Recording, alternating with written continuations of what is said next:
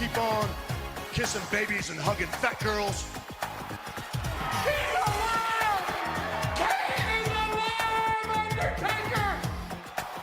You are a sniveling little suck-up sellout full of suffering succotash, son. It's me, Austin! Oh, son of a bitch! What? It's me, Austin!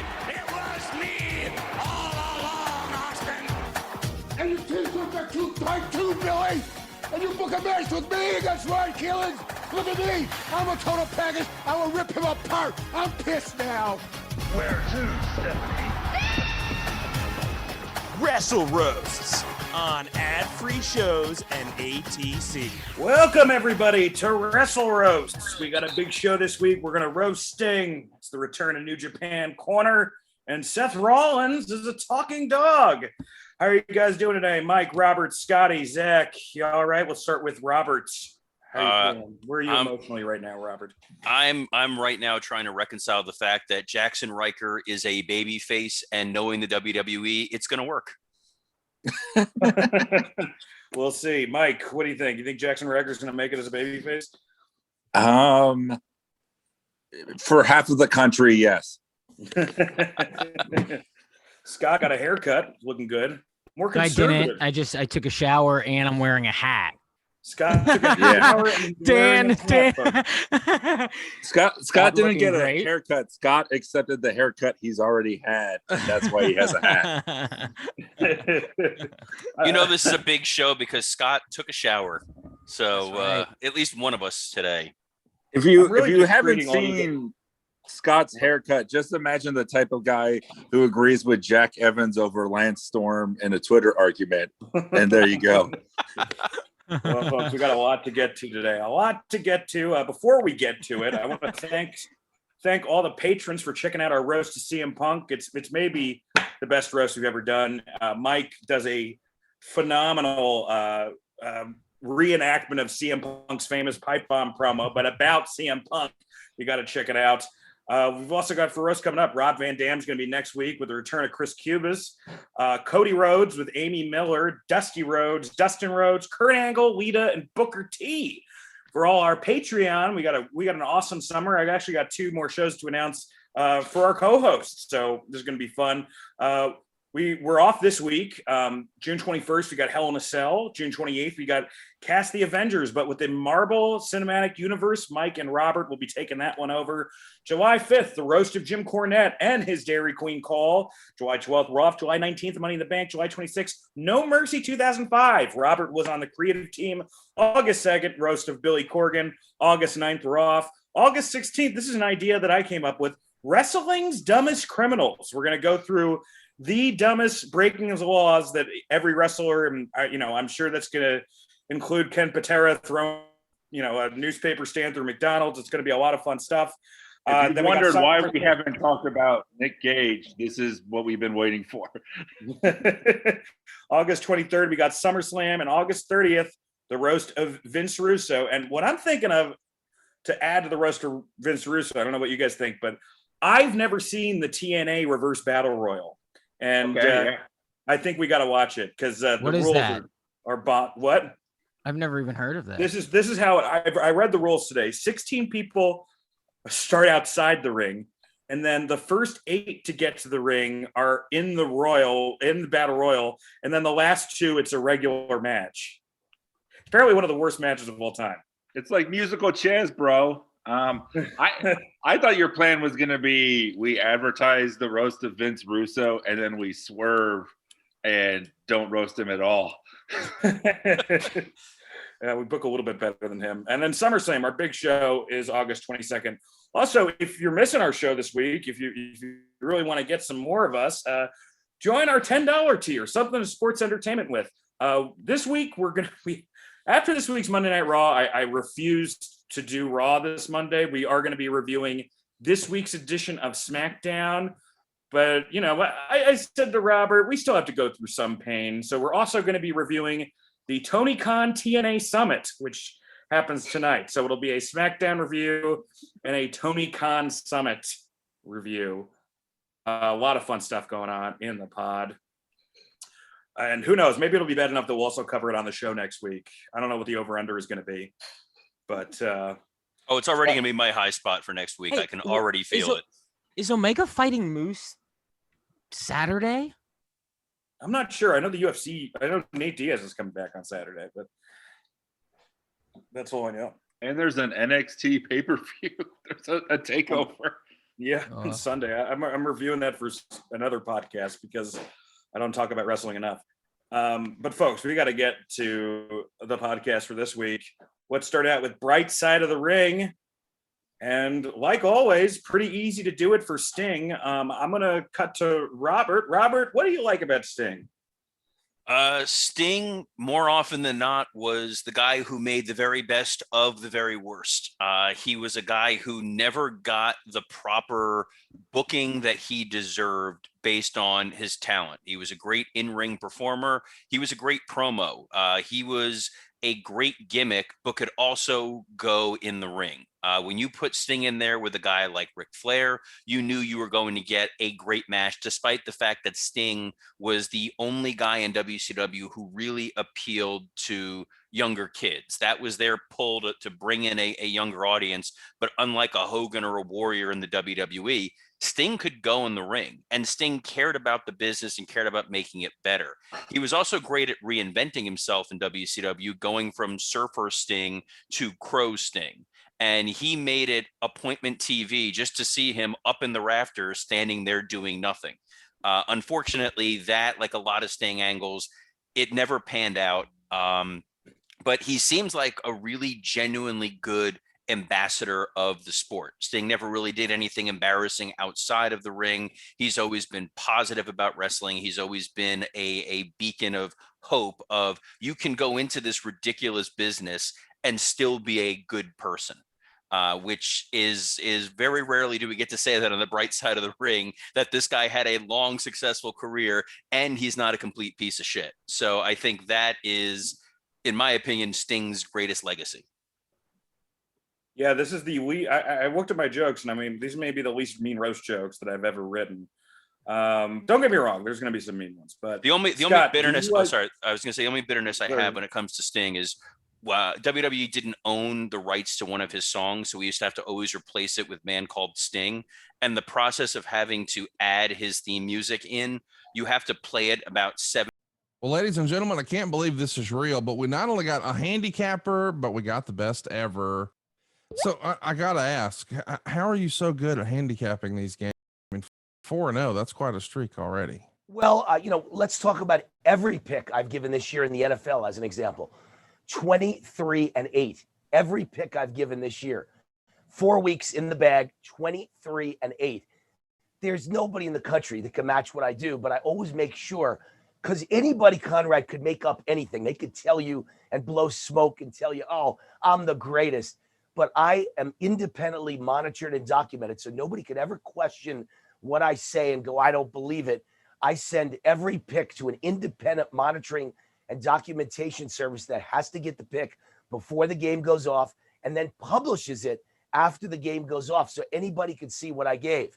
And those picks for the year, every NFL pick so far, 23-8. And I think it's because I do more homework than anybody else. The average guy or gal watching this podcast, they don't have time. They have a career, they have jobs. They might read the newspaper or go online and see something, but they don't have time 80 hours a week to study the games. That's what I do. And I have a crew of guys behind me, my consultants, who every week we get together 3 times a week and they throw their ideas at me. I throw my ideas at them. And then I pick the final 5 plays on Saturday and Sunday in college and pro football. So, I mean, I've got a great team behind me too, but we're all doing together hundreds of hours of homework. So you don't have to. It's all at vegaswinners.com. I don't know about you guys, but I'm going to vegaswinners.com right now. Let's win some money. 7 or 8 times to get the music properly done. And our audio guy composed an entire song to Man Called Sting called Man Called Douche. And when I told him we were doing Sting, this is 15 years ago, he still remembers every lyric of, he's a man called Sting and he really, really sucks. If I ever see him, I'm going to kick him in the nuts. So that is really the only negative I have about Sting, is having to dub over his music because WCW didn't do any music cue sheets. Now, how It's like great whenever- is WWE that it brainwashes its employees to hate the talent for something they had nothing to do with when it was really a corporate problem? That seems like such a Vince mindset. Mike, every time Robert talks, I think it's one of the girls from next to him. Scott, what did you like better? Did you like Crow Sting or Surf Party Beach Blast Sting? Well, I'm for the most part unfamiliar with both. You know, I watch WWF, but I will say this: Sting is the one person that even during WCW, like, so the cruiserweight division and my love for WCW's cruiserweight division comes from DVDs, if I'm being honest, you know. But Sting was someone, when I was not watching WCW, I still knew Sting existed. I thought he looked cool. I thought it was a badass thing. I wanted him in WWF. I did know that about Sting. I didn't like Goldberg because I like Steve Austin, right? And that's how that worked then. But I was Sting was expecting somebody, a way worse excuse there. Sting is somebody that even WWE couldn't shit on in all of their their rewriting of history. And so they either don't touch him at all or give him the proper credit he deserves, which I always thought was really impressive. It shows how good he is. Mike, do you think Sting, when you think Sting in WCW, do you think he's more of WCW's Bret Hart or WCW's Undertaker? In every way, and I will have several jokes about this, he is WCW's Ultimate Warrior. They came up together. They both had failed top pushes in the 90s. They were that next guy, but never truly the next guy. So I feel like, yeah, they were both like that number two that didn't have the intangible of like a Savage, but positively about Sting, because that was his bright side. I think, yeah, it's like there's a certain type of fan, like there's certain things that like I'm just not a fan of. Like I'm not a fan of anime, like, yeah, Sting. And it's like, but when you talk to people, their love for it is so like pure and infectious. And it's like, and especially like I think, Sting is a regional thing in many ways. If, like our buddy Evan Williams grew up in North Carolina, he is a massive Sting mark. A lot of like wrestling podcasts I listen to, the Southern guys fucking love Sting because he was their hero. And then he did get cool with the Crow thing. I thought that the booking of that was amazing. Like, Bright Side of the Ring, I'm not going to applaud anyone more than a dude who got over $1 million for 16 months of not wrestling a match or saying a word. Like, God bless you. and he didn't even have to hang out backstage with all those dickheads. He was like, how about it's me up there the whole time? Perfect. Yeah, like he saw like Kevin Sullivan and Benoit fighting at a buffet, and he's like, you know what, I'm gonna go up to the rafters again. And Zach, I think were you a Sting guy? I was a big fan of Joker Sting. we'll up, Zach. And we're going to mute Zach for the rest of the show. no, we're not. We're gonna me and Zach are gonna co-host this thing. To be fair, it wasn't until today that Zach realized Sting had a career before TNA. So this is a big day for him. That's exactly right. I wanted to give just a quick personal story. I was there for the interview of Sting for the Randy Savage doc, and he did something amazing that I've never seen a wrestler do, which was, if we asked him a question and he didn't know the answer, he said he didn't know the answer.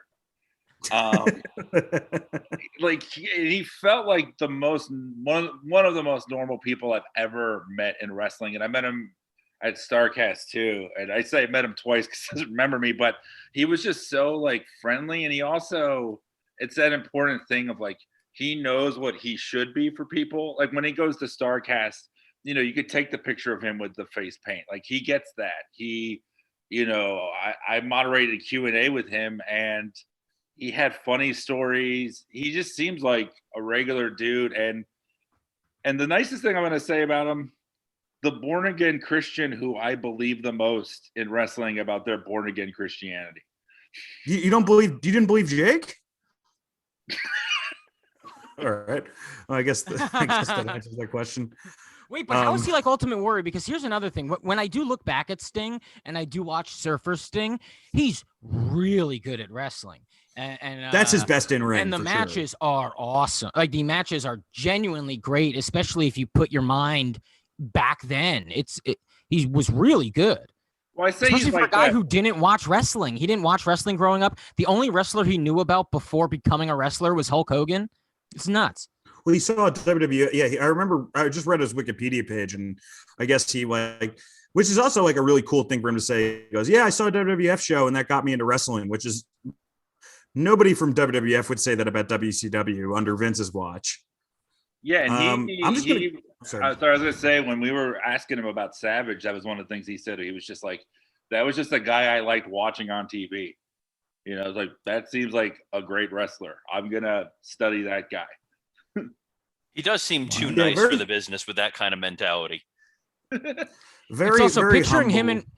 him and Warrior as roommates and just seeing where they went with it, you know? It's like they were like, "Hey, let's read the Bible," but then he was like, "Hey, Warrior, you read the first half, I'll read the second half, and we'll compare notes." And then they never compared notes. Well, Scott just got one of my roast jokes out of the way. It's all right. It's not that original. And you know, like he does seem like a regular guy in that whole Jeff Hardy incident when everyone's like, "This is bullshit," and he's like, "I agree." Like that's just a human being right there. Like, I forgot all about the Sting thing. About the Jeff Hardy thing. He was so pissed. That poor guy. But it was like, you know, like, yeah. But it's funny you mentioned that, Mike, because I remember that, of course, and it's so analogous with who Jeff Hardy is, but I don't associate it with Sting at all. Like I totally forgot that he was in the match. Like he came out smelling like roses. Yeah, and I think it's a testament to him where it was like, because I think other wrestlers would have tried to get a match out of that, and Sting was like, "All right, let me just pin him. Let's end this shit." Yeah, absolutely. All right, I'm just going to go through the stuff that you guys didn't go through as far as my bright side. I think he looks awesome. He's ending his career on his terms, which I think is pretty phenomenal, especially after that WrestleMania 31 match. Great organic baby face, really made heels like Flair and Foley pop. Seems like a good person. At least mean jokes I've written. Loved his matches with Cactus Jack, Muta, Flair, Vader, the Steiners. He represented the good parts of WCW. Loved all his returns. Just some like career accolades. He was the NWA heavyweight champion, the TV champion, 6-time WCW world heavyweight champions, 2-time United States champion, 3-time tag team champion, TNA heavyweight champion, TNA tag champion, Wrestling Observer Hall of Fame, WWE Hall of Fame, TNA Hall of Fame, most charismatic wrestler in the Observer for a couple years, and he was #1 in the PWI 500. He's done a lot of work with children's charities, and we don't feel weird about it, which is not something we can say about every wrestler. And I wanted to pull this quote, and it's from AJ Styles. He was talking about Sting in a shoot interview, and he was talking about Sting in the locker room, and he said, "Well, you don't want to meet your heroes. Well, every time I met this hero of mine, he was exactly what I wanted to meet," which, as long as they weren't talking about social issues, was probably great. But yeah, it was. It really is. He does seem like a genuinely good person and a great wrestler and a real deal legend. You don't get in 3 Hall of Fames without being a legend. So let's like his idol's Jesus. Let's put this motherfucker on a cross. Zach, who goes first? Oh boy, Robert. All right, the roast of Sting. Sting has the energy of a youth pastor who really wants to relate to the kids. Sure, moonsaults are cool, but you know what's cooler?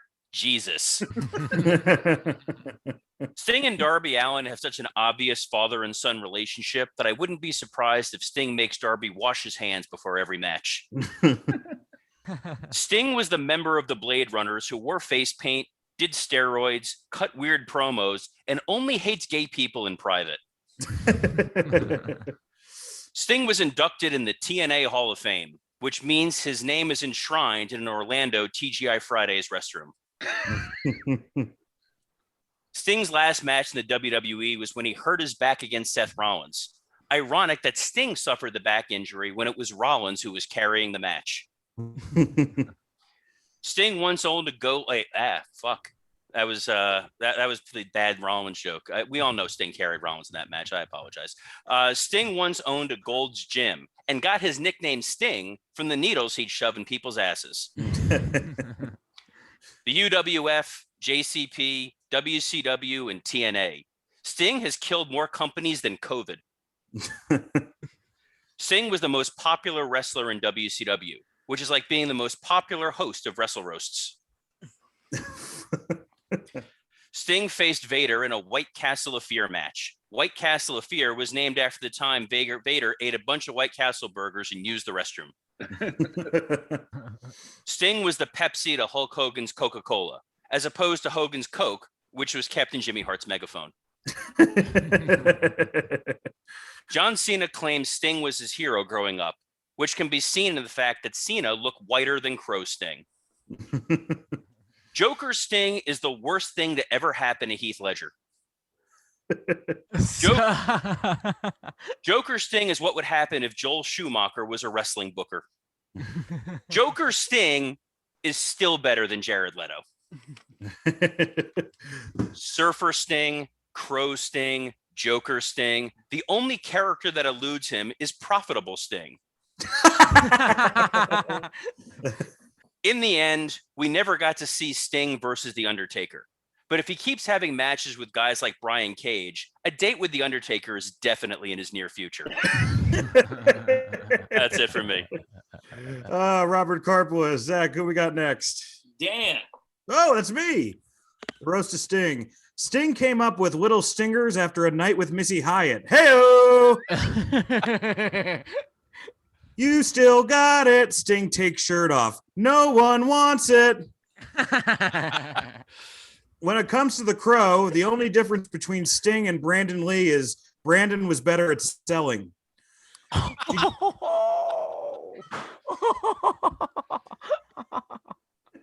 Hey, that's one to think on, folks. Did you check out his match at Double or Nothing? Was that the Scorpion Death Drop or a commercial for Life Alert?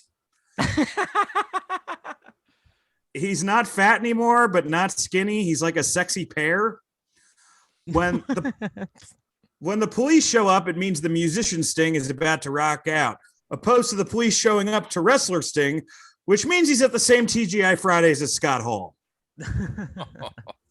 In 2015, as a wrestler, Sting did the impossible, getting remarried to someone age appropriate. Sting feuded with the Dangerous Alliance, which is what Chronic called AOL merging with Time Warner. Sting turning into Joker Sting looks like what happens when you feed too much peanut butter to a golden retriever. In WCW, he was a member of the Wolf Pack, which is what Brett called the booking committee.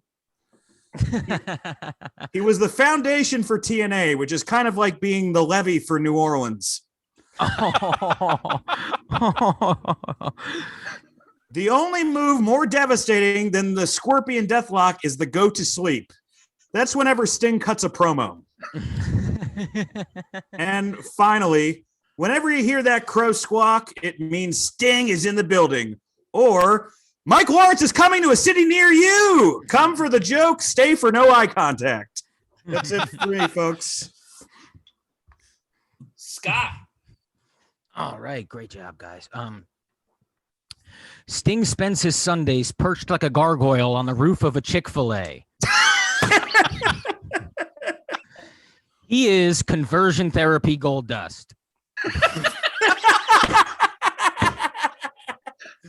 Vince McMahon lost all interest in him when he found out his gimmick was inspired by The Crow and not the Crow from Dumbo. That's just accurate, honestly. I don't know if Sting thinks Vince killed the business, but Vince definitely thinks Sting killed the Crocodile Hunter. Surfer Sting, Crow Sting, Joker Sting. Mike, here's why Joker Sting sucks. Because when he asks, do you want to know how I got these scars? The answer is Seth Rollins.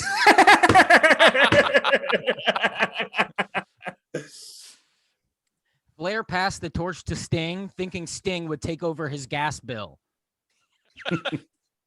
If Hulk Hogan had the crow gimmick, he'd claim the Beatles wrote Blackbird about him.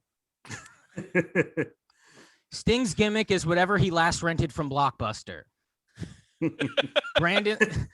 Brandon Lee's Crow, Heath Ledger's Joker. Quick, someone hide Mike Myers' Austin Powers? Dude, you thought Joker's Sting was bad. If he showed up during the Invasion angle in 2001, we would have had Donnie Darko Sting. Maybe Sean Penn's I Am Sam Sting. Stifler from American Pie Sting. Or Rob Schneider's The Animal Sting. Sting happens when a bachelorette party orders a mime. Sting is now in AEW. Woo! AEW Sting is a lot like a jellyfish sting in that to stop the pain, I go pee.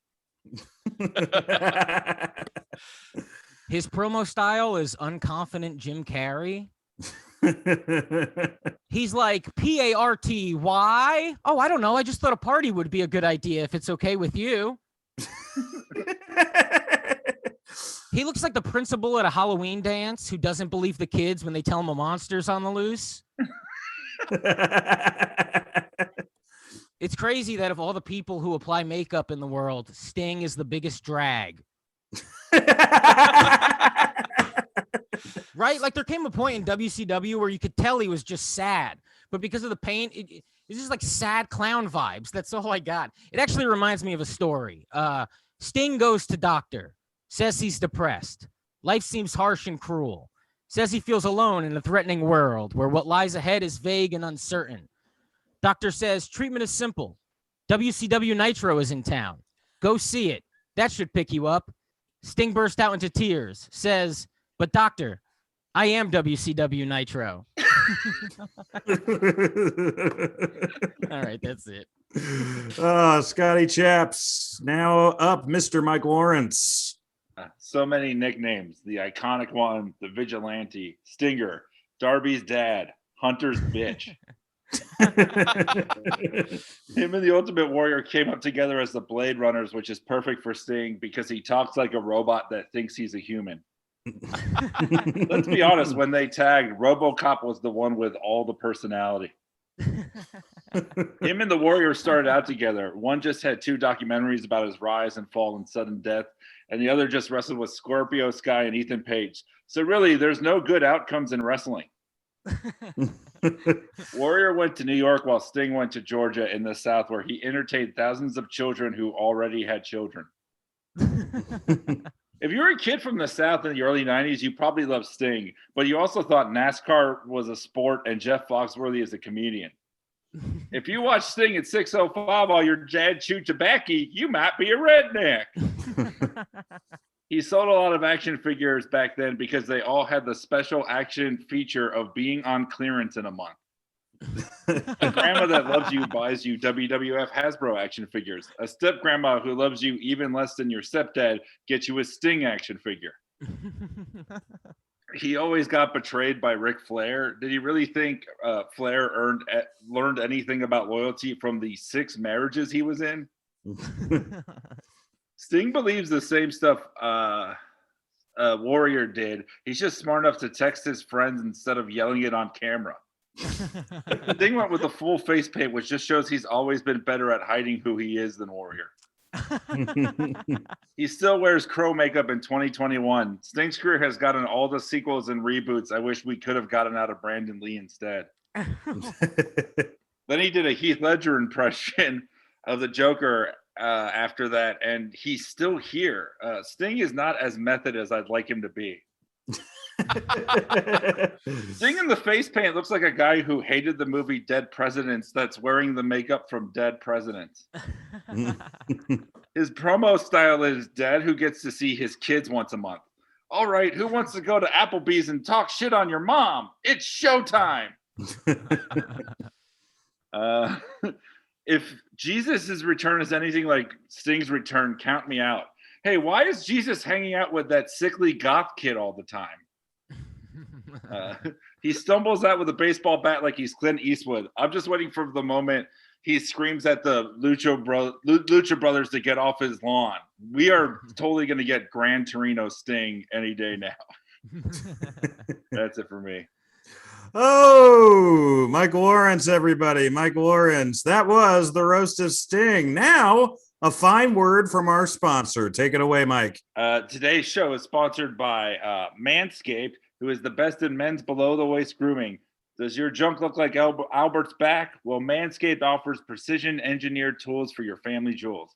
Manscaped just launched their 4th-generation trimmer, the Lawnmower 4.0, which is more reliable and efficient than Matt Hardy version 1 or Broken Matt.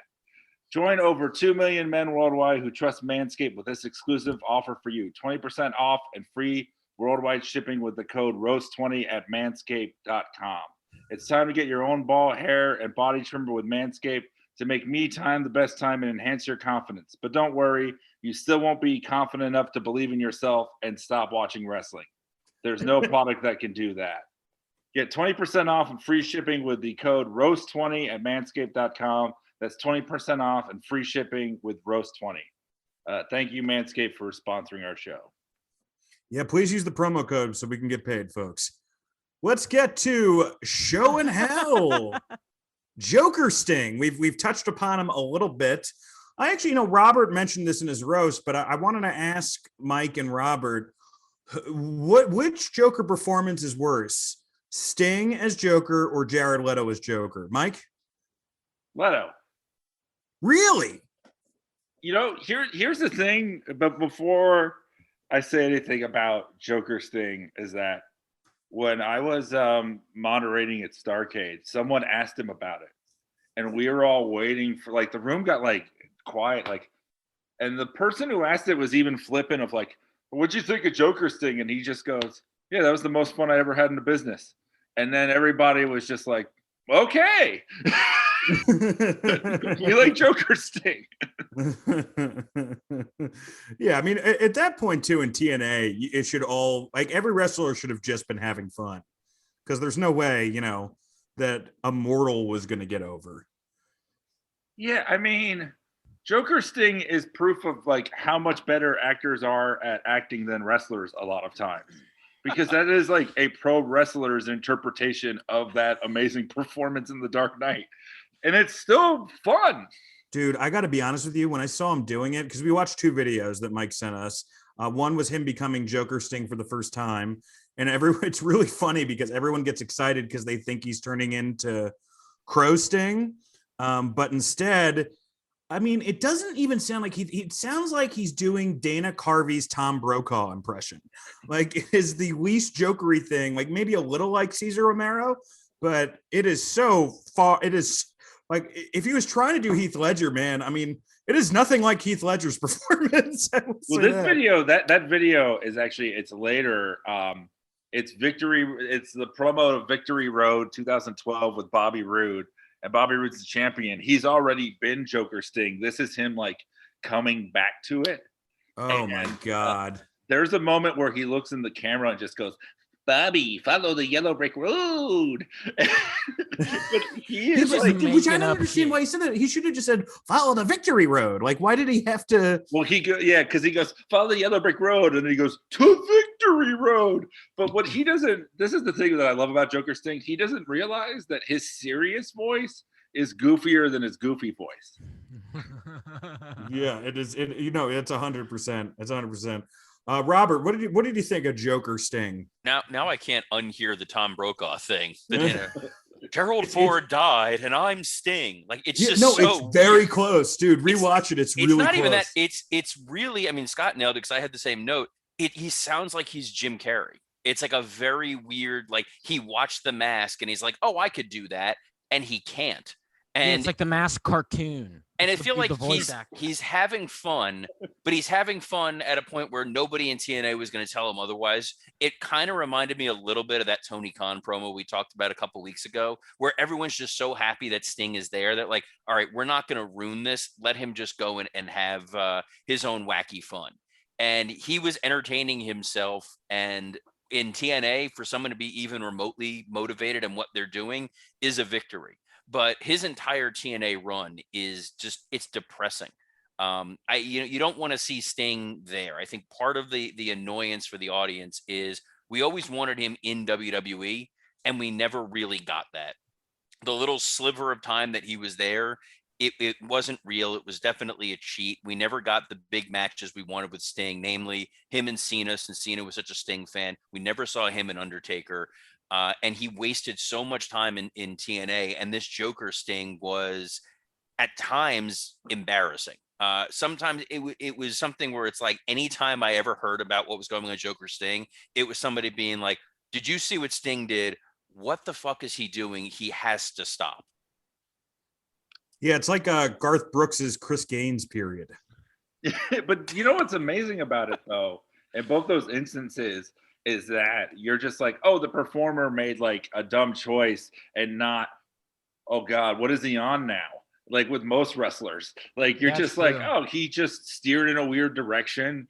But I feel like, well, then Mike, I have a question. What's the difference between, by the way, I really want to see Sting and Cody Rhodes. I think that'll be a fantastic match, but it would be cool to look at. It would not be a fantastic match. I mean, I don't know who the heel is. Right. I don't know Mike, who the heel is, because they're both American. Who's more? What do you think is more embarrassing? Like the Sting Joker thing or Cody's stuff? Oh, Cody's stuff by far, because Sting is just like having a good time. Cody thinks he's bombing. He's just like bombing with a bit. Yeah, but Cody thinks he's making a difference. Like, it's weird. It's like the self-indulgence is different. And I also think that, like, with Sting, like, you look at TNA, right? And half the like older guys there, the Main Event Mafia or whatever, like half of them are just doing the same shit they did all these years. And then some of them, like, Sting and Bully Ray, switched it up and did different characters, and I respect them for it. Like, and here's the thing, there are lots of promos and segments in wrestling I can't even get through. I am smiling and laughing and enjoying myself during every Joker Sting. Like, the fact that we had 2 clips this week, the other one was the one where the bird lands on Eric Bischoff's desk. Oh, and by the way, if wrestling history serves us correctly, that bird met an awful end. Yeah, that bird was eaten by Jake the Snake. But what I'm saying is it's like, and that was just because I literally was like, all right, what about this clip? And then I'd watch another one, be like, what about this clip? Then there was another one that I watched, and I was like, I can't send these guys a third clip. But it was like him in the Main Event Mafia, and you can see like Robert was saying, like the enthusiasm he had versus like the going through the motions that most of those guys had. And it's, admirable, I think. It feels akin to what Bray Wyatt was doing with the Firefly Funhouse segments, because those segments, when you go back and watch them, I know, Scott hates them or whatever, but you could tell that Bray was having the time of his life. I like the wacky... I like Firefly Funhouse. So he does like Firefly Funhouse. Yeah, I don't like the Fiend. I love. Okay, so you don't like the Fiend, but those segments, like if someone goes back in 10 years and watches those now, they're gonna be like, this was Bray Wyatt having a tremendous amount of fun, even if it was weird. Sting was definitely enjoying himself when I don't think Sting liked wrestling for a very, very long time. When we watched that match with him and Vampiro and that feud where he like fell off the top of the he seemed like he was phoning it in for a lot of that, and was just kind of, I'm here, I'm collecting a paycheck. Maybe I'm just not going to take my shirt off. Well, I think if you look at it through the way you guys are looking at it, which is Sting was having fun, then hell yeah, Joker Sting rules. Be any kind of Sting you want, But when you realize he was Crow Sting at one time, and that was a movie, you go, oh, he's trying to ride another wave of a thing, and it's failing. It like, that's how I always saw it. I mean, the way you guys are describing it, yeah, he is having fun.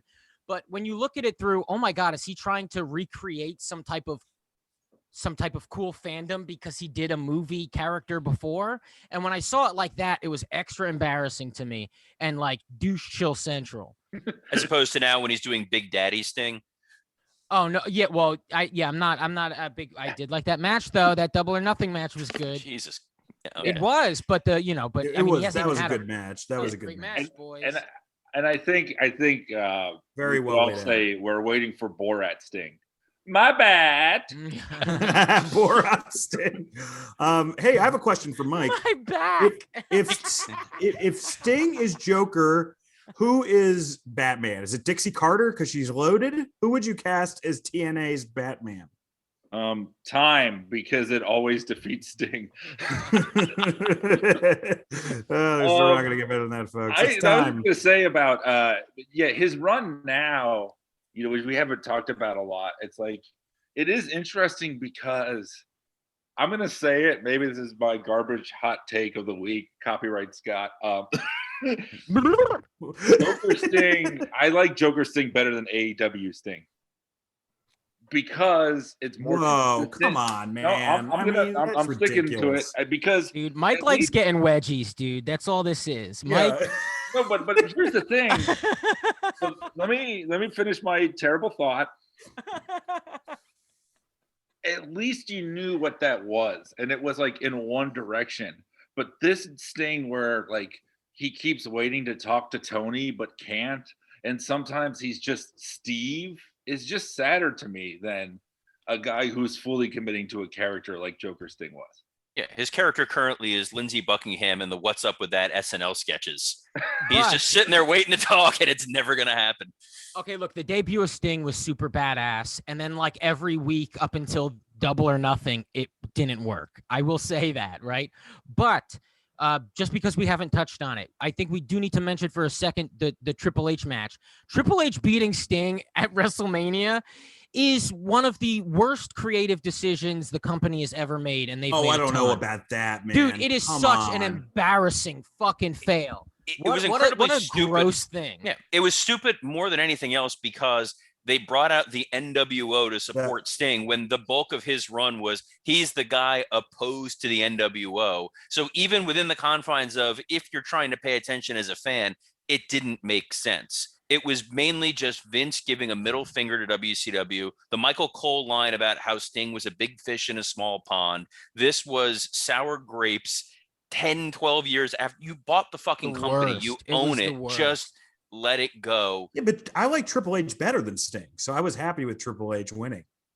Hey, No, dude, he's a bully, bro. well, I think that like you guys are kind of like alluding to in that match that I think that the booking of the whole match doesn't get shat on enough because of just the ending, but the whole like gang wars of like, it's like West Side Story, and they all saw West Side Story in the theater because they're that fucking old, and they're all just having this sad ass war of like DX and NWO, and it was just so overbooked. Like I think if it was like just Triple H and Sting won, it would. And Triple H won, it would bother me less than the way that it was done, where it was just, it's like, if you're going to overbook something that much, just don't have the guy wrestle because you obviously don't believe in him.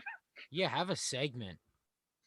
But the match itself was okay. I thought it was all right. Except all that shit. And that shit feels like a lot of the match, but I could be wrong on how late it happens. Also, why did he come out with gongs? Why did he have like that was never a part of the Sting character, right? Like, well, he was in Japan for a little bit. I don't know. What? Man. No I don't way. know why That I'm is being not an apologist on this. I don't feel that strongly about it. Okay. But yes, the gongs was it was a little weird. Well, and wait, do you think he has gotten Darby more cheers? I know Darby was getting cheers anyway, but do you think he's helped them? Dude, you pan to the crowd, and I'm never buying a Sting shirt, but there's Sting shirts, a lot of Sting shirts. I think it's probably helped him. Yeah. I think it's so helped him. he's doing his job. I think AEW. Here's the thing, Scott.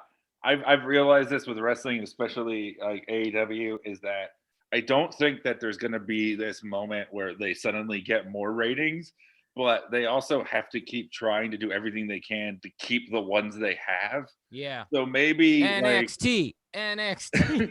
Maybe like AEW goes to 700,000 and under without Sting. I don't know, but it's like he was never going to be the guy. I don't think there is the guy that could get them out of that. These Friday ratings are yeah, but I don't think seeing Sting in AEW is a draw anymore. You've now seen Tony say the name. You've seen him cut a promo. You've seen him now wrestle twice. You've seen everything there is to see with Sting. Everything going forward is diminished returns. Well, we haven't seen him put somebody over yet, which is going to help. I think he's definitely more of a pop than an actual profit. Guys, we did 20 minutes of Sting jokes today. We're all about diminished returns. I heard your two Brandon Lee jokes, and I was like, I'm still gonna do mine. Diminished returns. let's get to high spots, low spots. Mike, what was your high spot this week in the wacky world of wrestling? I'm gonna say that it was the debut, not the way it was done, but I'm just glad he's in the company. Andrade appearing in AEW, I think, is a legitimate great get for them. I think he's a world-class talent. I don't want to see him teamed up with Vicky, but I like that he's in the company. I think you get some great matches. And I think one of you guys sent me this Rusev promo that he cut today. I sent it to you today. The Miro yeah, promo. about like how evil Uno should fear God and then realize that Rusev will be the devil or something. And it's like, yeah, it was amazing. So that makes me excited about Andrade of like, okay, so some of these WWE guys can be as good, if not better, which I think, Miro currently is doing. And, hopefully Andrade does too. So that would be my high spot.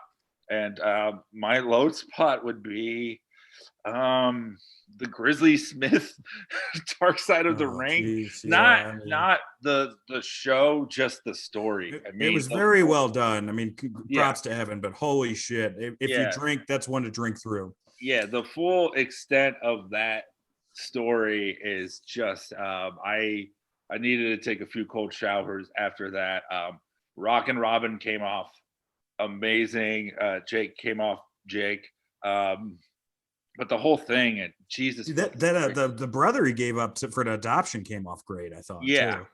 Yeah, I love, it's always amazing on Dark Side when they have people that were never in wrestling. And like, that's what really, in a lot of ways, makes those documentaries better than I think a lot of the WWE stuff, that they reach out like that. Like when you see a Linda Pillman and you like feel like who these people are just because they're just like regular human beings, not tainted by the bullshit of wrestling.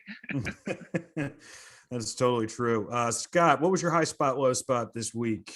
Oh, well, high spot is coming up in our Dominion review. Oh, yeah.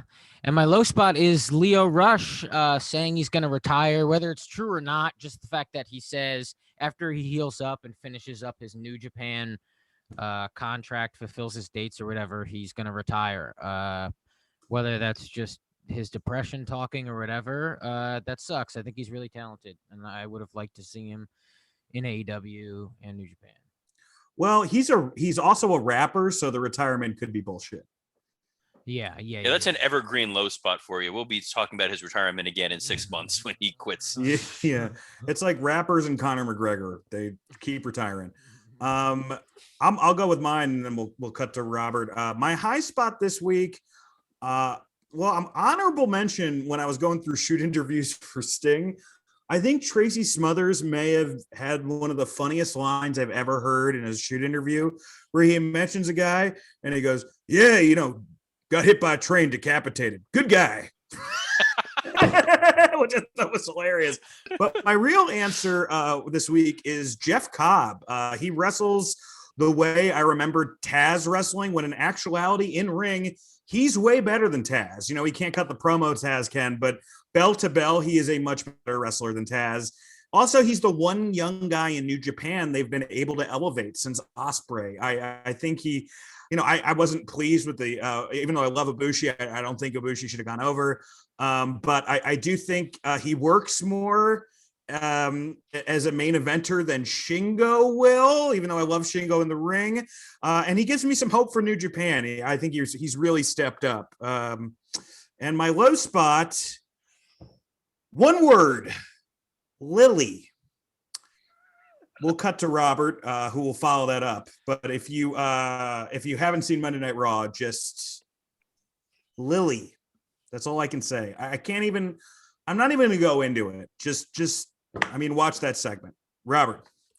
My high spot of the week was SmackDown, which is consistently one of the best wrestling programs there is. But by the time that we record this, it's like 6 days old. We don't go back and talk about it. Dan and I will be covering this week's SmackDown on Something to Sports Dude, the Entertainment. ending of SmackDown with Roman destroying the Mysterios was fucking awesome. The whole Roman arc throughout the show, the brilliance of SmackDown is it's the only show that understands it's a television show.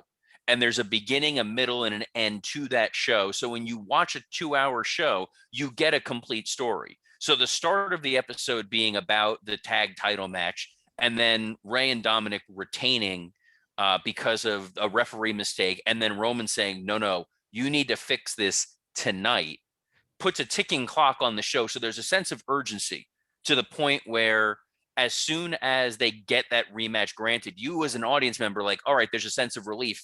I feel better for Jimmy Uso. There were stakes here. There was a backstage Roman promo where he was talking to Jimmy and Jey Uso, and he referred to Jey Uso as Jimmy. And he's like, I'm Jay. And he's like it matters. And it was so well done. It was such a great dick heel move to be like, you guys are irrelevant if you're not the tag champions. You guys are more irrelevant if you're not with me.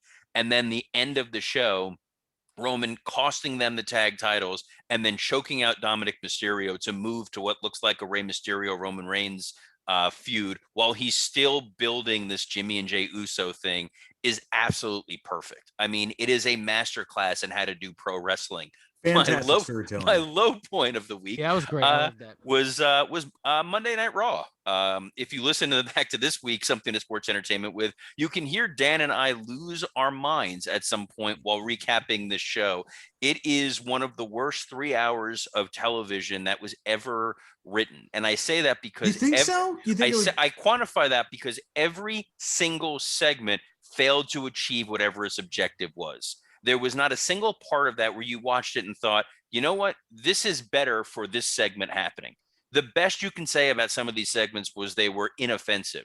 The main event of Raw, after watching almost 3 hours of programming, was Lily the Doll getting stomped on by Shayna Baszler. Shayna Baszler, who's one of the only legitimate badasses in the women's division because of her UFC background. She has a unique look. She's incredibly talented in the ring. And they're putting her in essentially an Annabelle storyline where she's running through an arena trying to escape from a Lily doll that ultimately winds up catching her and attacking her. It was that moment where it's like, why the hell am I watching this? Somebody online made a really interesting point where they basically said, yes, the Attitude Era had a lot of stupid shit. It had the I choppy your pee-pee. It had Undertaker trying to bomb Steve Austin. But it was like one stupid 2 minutes over the course of a can't miss 2 hours of programming. It's like you felt good about most of what you watched and maybe there was something dumb. I sat through almost 3 hours of them going through the motions of uninspired matches and creative that didn't make sense and dumb finishes. And then it finishes with a lame horror movie where they're just throwing in your face of you're an idiot for watching this. And I if it wasn't for the Twitter account and if it wasn't for doing Something to Sports Entertainment with, Raw would be relegated to my DVR and I would probably fast forward through it in about 10-15 minutes. I will say, spooky stuff I thought worked in the Attitude Era. Like the I didn't mind the embalming, but I really loved the flames on the teddy bear. I thought that was great. Scott? I just think when you hear about it, you go, okay, clearly the reason they're doing this is because they want to make TV or movies, like something like that. But then you watch it and it's filmed like shit. It looks really bad. And you go, well, then they don't want to do that because this is ruining any possibility of that happening. I mean, it looked so ready. Anybody listening to this, stop listening or continue listening. Just type in haunted hayride near me, okay? Or haunted house near me. Dude, local haunted houses will do like commercials for their haunted house, and they look better than this. This is like filmed like absolute shit. It's crazy. They need to get out of the Thunderdome because this allows them to play into their worst impulses. If this was in front of a live audience, this would never be your main event. I used to hate when we would do spooky Undertaker segments because I always thought they look stupid and it's insulting to your audience when you're watching it. And those were better than this because this was your main event. And there is no, like the only payoff is the heroic return of Reginald. That is the only payoff to this storyline. Hey, look, that is a payoff in my mind. That's because how what is rough the this actual payoff? Bray Wyatt comes back and stops her, and none of it makes sense. The only payoff I can hope for, and this is, I was trying to stretch my mind to figure out what it is that Shayna Baszler aligns with Alexa Bliss, and they just make Shayna Baszler a zombie killer. And that's it. You get rid of all the other spooky stuff. Alexa's in her mind, and you just have Shayna Baszler going out there and just murdering people week after week. You know how Chucky does that thing over Billy do Dumbella? They're gonna do the doll, and Shayna is gonna be the doll. That's what's happening. Oh no. Maybe. Do you think Papa Shango's behind this then? No, he's who's been getting all the women for Bobby Lashley. Actually, I take that back. Godfather would never let Lashley walk out with women who look like that. That is the short-haired brunette girl's pretty hot. Hold on, you were in I'm sure Tampa. they all were, Tampa is the strip club knuckleheads. Listen to capital these of guys. the world. Listen to Robert. You want to see a hot chick? Go to a strip club. I'm not saying no. I'm saying if you're going for that, look, Randy Savage found Gorgeous George there. Like there's better options if you need something low rent. You're gonna believe that they're gonna fuck Lashley because he's WWE champion. But I think I was saying these are the exact same women that were with the Godfather in '99. All right. Well, before we get to Scott's New Japan Corner, the return of Scott's New Japan Corner, might I add, we're going to get to our Twitter questions of the week. Mike, take it away. Yeah. So because of Raw this week, I asked our fan base this week's question: what's something you'd rather do than watch Monday Night Raw? We'll read our favorite answers on Friday's Roast of Sting. So I'm going to read some of these. We got 40 responses. That's the most we've gotten. More people than watch Raw. We need to come up with a name for our fans because it used to be the Marks, but I wanted to do Forbidden Dorks. Forbidden Dorks is great. Yeah. Forbidden Dorks. That's it. I love it. Okay. All right. These are from our Forbidden Dorks. Yeah, right. At Dotes Magoat says, I'd rather watch Teddy Hart train his cats. At Promographic Ken, listen to 3 hours of the stuttering Dave Meltzer does in between words and phrases. Also from Promographic Ken, listen to Scott list off his favorite Kenny Omega matches in reverse alphabetical order. At Bleeding Blue 20, listen to Zack Ryder explain to me the difference between the blue and black Greg the Hammer Valentine figure. At R.E. Romine, be a contestant in Brawl for All. At Jerry But Casual, land in quotation marks Teddy Hart money for gas. At Movie Guy, I guess, watching shell collectors find pieces of Brutus Beefcake's nose and jaw at the booth. At Brian Caldwell, attend a city council meeting with Drake Wirtz. At Big Red 10125, listen to my 3-month-old cry for 3 hours. At CPU CLB, I'd rather wear Damian Demento's entrance gear to a Florida Walmart. I think that's actually that's the appropriate outfit when in Rome. Yeah. At 655321 King, I'd rather watch Hogan give a speech at an NAACP meeting.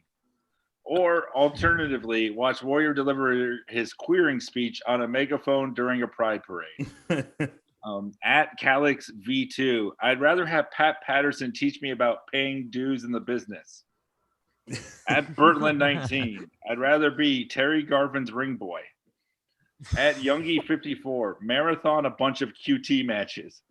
All right, maybe not. At AJ Howler, watch Bubba the Love Sponge have the Hogans over for dinner. At Dark Knight 0426, take a chop from Walter. At the Sean Calvin, drugs. At Belly Float, watch the Grizzly Smith Dark Side of the Ring 3 times in a row. Which I responded, if you do that, Jake learns to be Aurelian again. At Whiskey Day 1985, I'd rather take a mule kick from Goldberg. At Scott Ferry, go down on a woman whose vagina smells like Vader's ring gear. Oh, geez. It's time. It's that time of the month. And at Casual Chinos, At the age of 38, I legitimately suffered from a stroke about 2 weeks ago, 05/25/21. I might prefer having my right arm convulse uncontrollably, drag my right leg, and worry about dying, or watch Naya and Tamina struggle to figure out scissoring. Jesus. This is my favorite Twitter response that we've ever gotten. Oh man, greatest fans in the world. We got the greatest fans in the world. There's not even a debate Yes. about it. At WWE Creative-ish, I'd rather hear Scott talk about the New Japan corner. Let me just say that guy's my second favorite stroke victim besides Bret Hart. All right, well, it's time to check in to the Far East with Scott's New Japan corner. Scott, take it away, buddy. Yo. Dominion was a few days ago. Me and Dan watched it. Mike, Robert, Zach. Did you? No. No, but here's the list of things I'd rather do than watch New Japan Dominion. All right. Well, first off, you're ignorant, if that's your opinion. Okay, you're ignorant. It's Fox News, Dan St. Germain. That was a great response there. You're ignorant. You know what you're talking about. You're ignorant. I like that Fox News St. Germain defends the Japanese. Fox News St. Germain is coming in 10 years when hopefully I have money. Dan prays for Fox News St. Germain. We're just doing the last two matches, right? Yeah. I mean, you know, like any other match of note, right before it, Yo and El Desperado fought for the light heavyweight title. It was really good. El Desperado won. And then, so Jeff Cobb versus Ibushi. I do want to note this. Okay, so this year's card, I understand it's COVID, but 3 years ago at Dominion, this was things that happened 3 years ago at New Japan's Dominion. The Young Bucks won the tag titles for like the 100th time in a row. Chris Jericho won the Intercontinental title from Naito that night 3 years ago. Kenny Omega won the title from Okada for the first time on that show 3 years ago.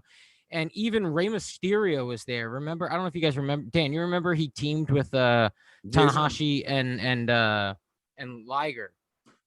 Which is And like they were doing this huge expansion, and now they're trapped. But we got a good show. I mean, Cobb was like the only Gaijin there, and he's unbelievable. I guess El Phantasmo. But what did you think of Ibushi versus Cobb? Well, I'll start off again to a love letter to Kevin Kelly. You know, nobody can touch this guy on comment. He just reminds me, the closest is JR in the Attitude Era. He will probably be my commentator of the year every year. Plus, it's very hard for him to do it now because there's a lot of less exciting things happening in New Japan. He's more than that. He's not there. That's what I don't like about it. I actually sometimes if the match starts getting really good, I go to Japanese commentary. Oh, that's interesting. They're not in the room. You can just when something really cool happens, the reaction is very much we are watching a television across the world right now. That didn't bump me at all. I think that AEW should hire him. I mean, he's probably got to lose a little weight first, but I think that what? Have you seen the guys? Dr. Luther. Oh, you mean Jeff Cobb? I thought you meant Kevin Kelly. No, I meant Kevin Kelly. Yeah. Oh, okay. Oh, I thought you were talking about Jeff Cobb. I was like, no, I mean, if you're on Jericho. TV, you still have to be, you have to be a little lighter. But I mean, I think Jim Ross. You're putting him next to Mark Henry or Big Show or Jim Ross. I think he'll be okay. All right. Well, Tony Schiavone with the earrings. Come on, guys. Kevin Kelly will do fine. I hope that Tony gets them. I hope that if you want to have some cost cutting measures, get rid of Ross and hire Kevin Kelly. I thought the match was really good. I wish it had gone longer than it went. It was too short for me. I thought Cobb should have won. My thing about the Cobb character in New Japan is I really think, even though he was only in AEW for 2 weeks, I feel like they really got his character there as this like hired gun that goes from promotion to promotion. And him being in, this Empire United stable. Empire? Yeah, it just, for his character, I just don't love it. The only time I really got bummed during the match is like when it would cut to Great Khan ringside. I'm like, oh yeah, this is still a thing. And just a compliment on Ibushi's body. I mean, it's like looking at Michelangelo's David. It is phenomenal. I wish you guys could I see thought the the face match Robert's making right now. I thought That was match the death hard of Fox hitting. News Dan St. Germain right there. I thought the match was really smart, dude. There was moments in that springboard backflip from the top, like the center of the top rope by Ibushi was nuts. Cobb doing the F5000, they called it, where Ibushi just spun like 5 times in the air, was really cool. And then I liked the ending where Ibushi runs at him with the knee and Cobb kind of catches him in the air. And then Ibushi just puts more weight on him as Cobb catches him and he falls backwards and his knee just goes directly into his chest. And then he does the Kamigoye. It was just so realistic and cool. It's like if a guy catches you and you're actually fighting with him, you're going to force your weight down on him. You're not just going to let him continue to carry you. You're going to try to fight that motion. Absolutely. And I thought that was badass. Well, let's get to the granddaddy. Yeah, okay. And then Okada Shingo was the main event for the vacant IWGP heavyweight title because Ospreay is hurt. So yeah, Shingo versus Okada. What did you think, Daniel? I thought it was a great match. This is going to sound like a burn on Okada, but it's actually a huge compliment. Orton's hanging DDT is better than Okada's. And I think that's the first time I've ever said someone does a better version of a move than Okada. Like Okada does the best tombstone. Okada does, the best clothesline in wrestling. I mean, it's everything looks crisp. The money clip into the tombstone, back into the money clip was great. The Made in Japan on the floor was incredible looking. Ruled, yeah. Great match. I think it's going to be. I could run away with match of the year. Who knows? Mm-hmm. Shingo has made the Death Valley Driver cool again. Because so many people have done that move, and it kind of reminds me of when Saturn used to do it in WCW. I was surprised that they put the title on Shingo. Like, look, I like Shingo a lot. I'm just going to say, let's see how this plays out. I hope I'm wrong. I just don't know if he has that intangible WWE world champion vibe that a lot, Okada has that. Even though I like Shingo as a wrestler more than Naito has a more ethereal feel than Shingo does as far as a champion. I think the fear with Shingo, because I love Shingo and I think he's the shit, but you just go, oh, that's a champion that lasts only a few months until you pass it to someone else. And you don't want that to happen because the title just debuted and has already been this is the 3rd title holder and the title just showed up this year. Yeah, as soon as that happened, I'm like, so you're thinking in your head, oh, Okada, because when the world opens up, you want the world to recognize your champion. And even though the world doesn't know Okada, wrestling fans do to a level if they know anybody from New Japan. So you would think Okada, but I am happy with Shingo. I thought the match ruled. Like, the little things that the reason I like New Japan and Mike doesn't, like how they acknowledge here. I wrote it down. How wait, hold on. Okada learned the right.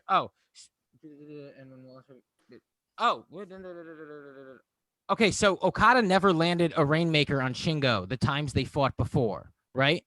And then when Will Ospreay fought Shingo losing started happening when Will Ospreay hit Shingo with a Rainmaker. And so it was like, if Will Ospreay can hit Shingo with a Rainmaker and then do his finisher on him and pin him, when Okada hits the Rainmaker, it's over. Okada's never done that before. And then Okada, doesn't win. But there's like these tiny stories in the match of just moves, and will they occur because they've never occurred? And what will that do to that person? It makes like a move set actually makes sense. Like, oh, I do this move for this reason. I don't remember the last time someone's talked about a finisher, because it is their best move. It just kind of happens. Yeah, but I have a question for you because, when I dipped my toe into New Japan before, I watched Evil become the heavyweight champion, and the business got like, New Japan, like the interest kind of dried up. I mean, aren't you Yeah, taking the same absolutely. risk here with Shingo, where everything's already tenuous? Like putting it on Okada would have made headlines everywhere, where it's like, oh, it's Okada, and now New Japan is must see, versus it's Shingo, where some people either barely know who he is or they don't know who he is at all, at a time when New Japan is trying desperately to get eyeballs back on them. Yeah, that's what makes me think they're gonna pass it to an Ibushi or something like that. But I will say Shingo, talent wise, is, if someone said Shingo's the best in the world, I'd go, okay, man, yeah. You know, I mean, the best matches, the best matches of the last 2 years are Shingo matches, maybe. Those Shingo Osprey matches are nuts. this is what is concerning to me, Scott, is we saw two matches that were either, I thought the Shingo Ibushi match was really good, and I thought this match was great. And I still walked away feeling depressed because the crowd was kind of empty. There seemed to be no excitement in the crowd.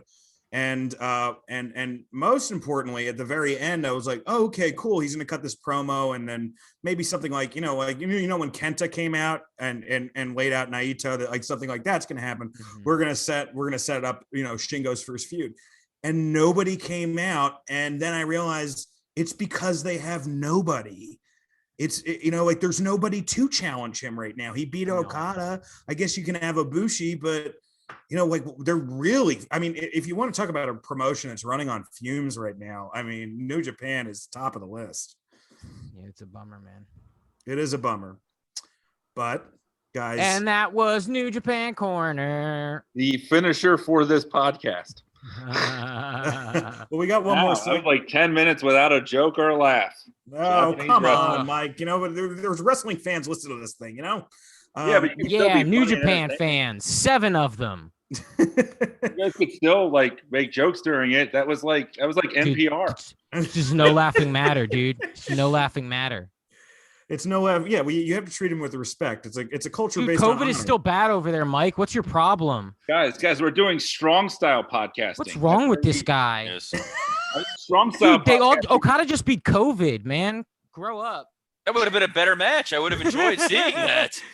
Also, to Mike's point, listening to that, you get a tote bag afterwards. So get your New Japan corner tote bag. There's a reason we're only doing New Japan Corner like 4 times a year now. Now, the problem with Okada versus COVID is that if Kevin Kelly isn't in the room to cheer on COVID, it just doesn't work the same. It's like he's watching a TV cheering on COVID. I'm sorry you guys don't No, appreciate. I want to hear wrestling. Meltzer's comment. Yeah, I would have rather seen Okada versus SARS. I mean, SARS has been around longer. It's a much more established virus.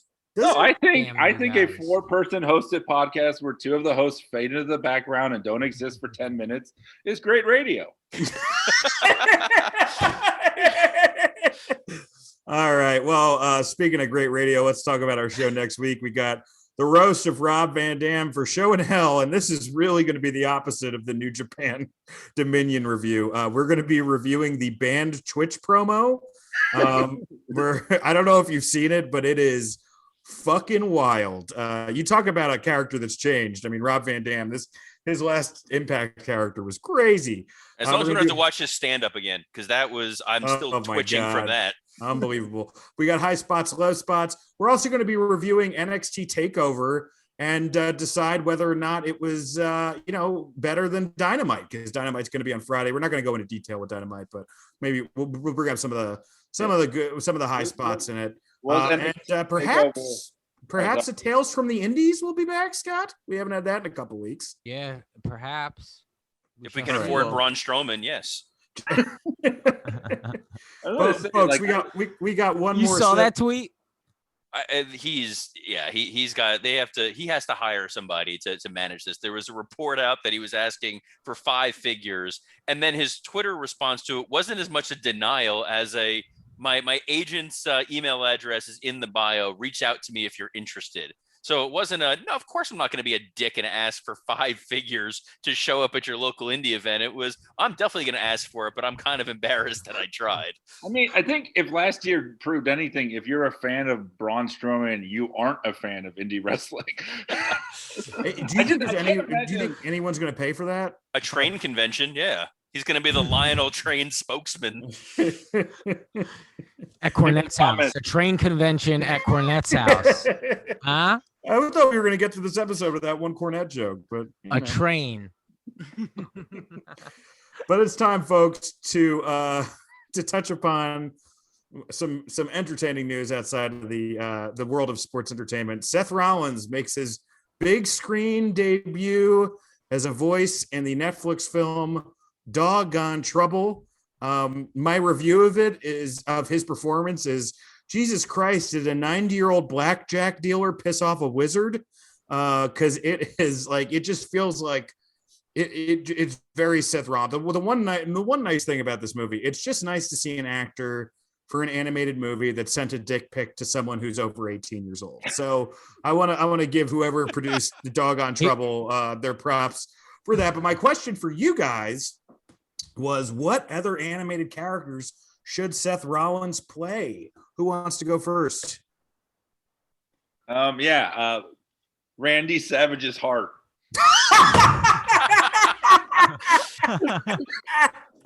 I just can't take it anymore.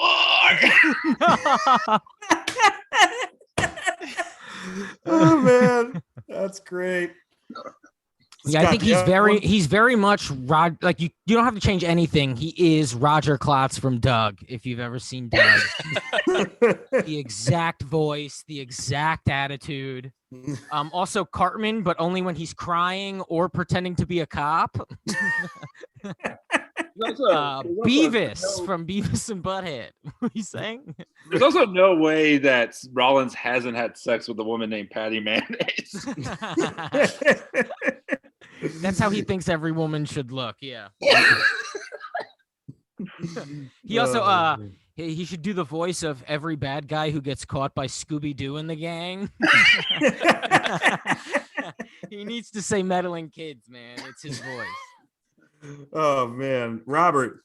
I just want him to. I feel like the most accurate character for him is Poochie, a character that thinks that he's hip and edgy, but he's just terrible, and thankfully goes away very, very quickly and is never seen again. I want that for Seth Rollins. I don't even want that as a cartoon. I want next week on SmackDown them to freeze the screen and they just move the screen up and he goes back to his home world, and that is how the Seth Rollins character is written up. If you can have Lily, the fucking possessed doll, you can say Seth Rollins was an alien and he went back to his home world. And I also love the fact that this movie has Jason Mraz as a voice character. How fucking terrible must this movie be? Well, because Seth Rollins is an amazing talent. I know this character isn't the best, but I mean, he's responsible for some of the best WWE matches in the last 10 years. I just love this is a Sting episode, and we're ending with Seth Rollins is a great wrestler. What about a character like the witch from Snow White fucks Grumpy? That's Seth Rollins, right?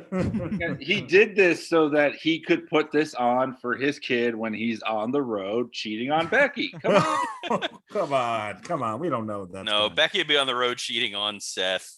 This is going to be for the nanny, who hopefully isn't a Nazi. I want Seth Rollins to do the voice of Scott Chaplin during New Japan Corner. I just think Stingo can be a real star. All right, I had one answer for this, and I think he should voice Sonny's pussy.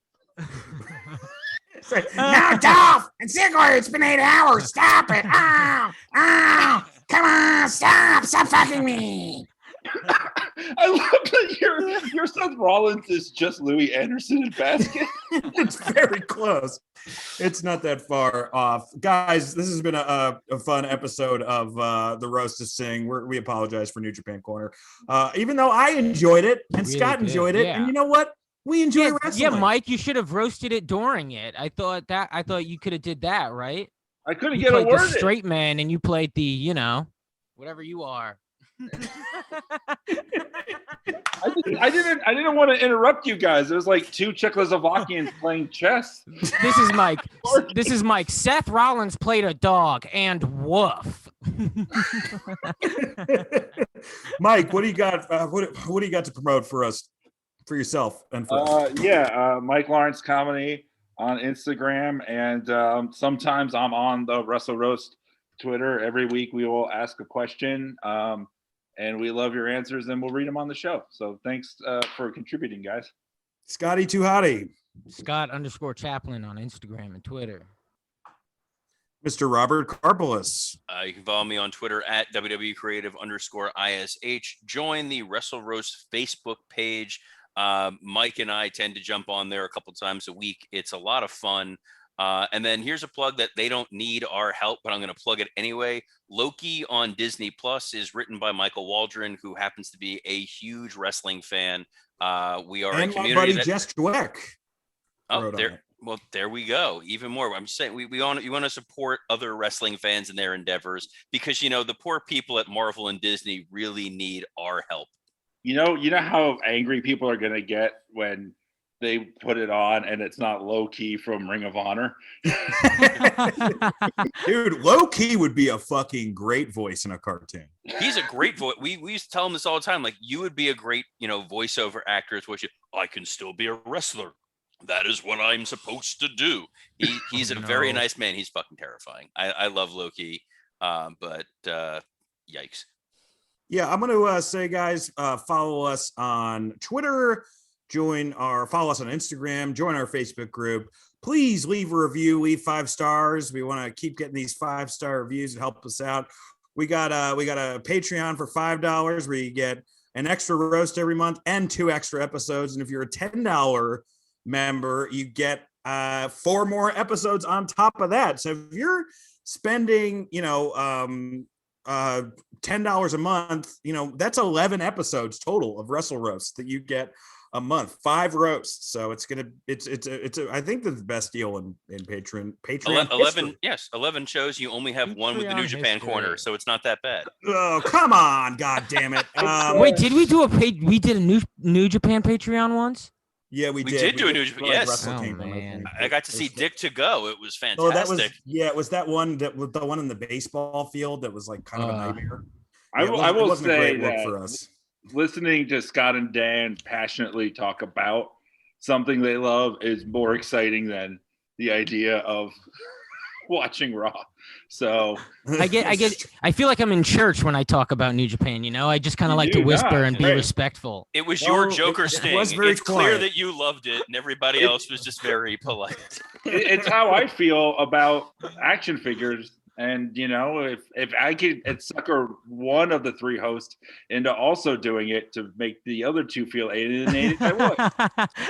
Dude, Speaking of Patreon, Mike and Robert recast the Avengers. Maybe we should have a fuck you guys. Maybe we should have a $20 tier, which is just Mike playing with his action figures and like reenacting a pay-per-view. I also want to say I'm going to be. We would get Zack Ryder's money. I'm going to be at Poughkeepsie's Laugh It Up Comedy Club.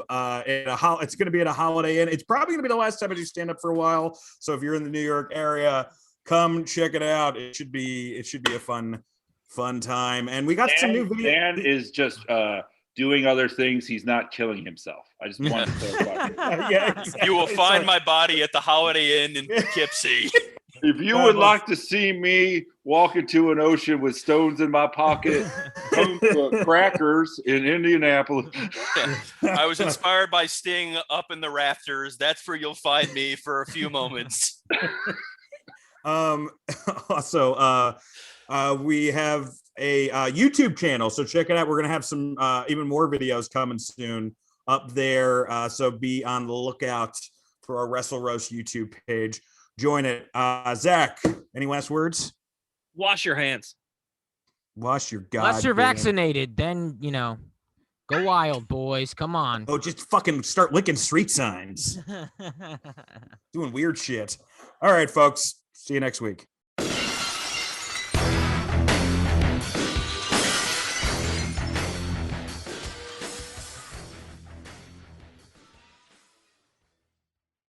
Hey, it's Conrad Thompson. Thanks for checking out the podcast here on YouTube. Be sure to hit the subscribe button and the notifications bell so you get a notice anytime we upload some new content. And go save yourself some money right now. If you're in a 30-year loan or you have credit card debt, it's not a matter of if I can save you money. It's a matter of how much. Find out right now for free at SaveWithConrad.com.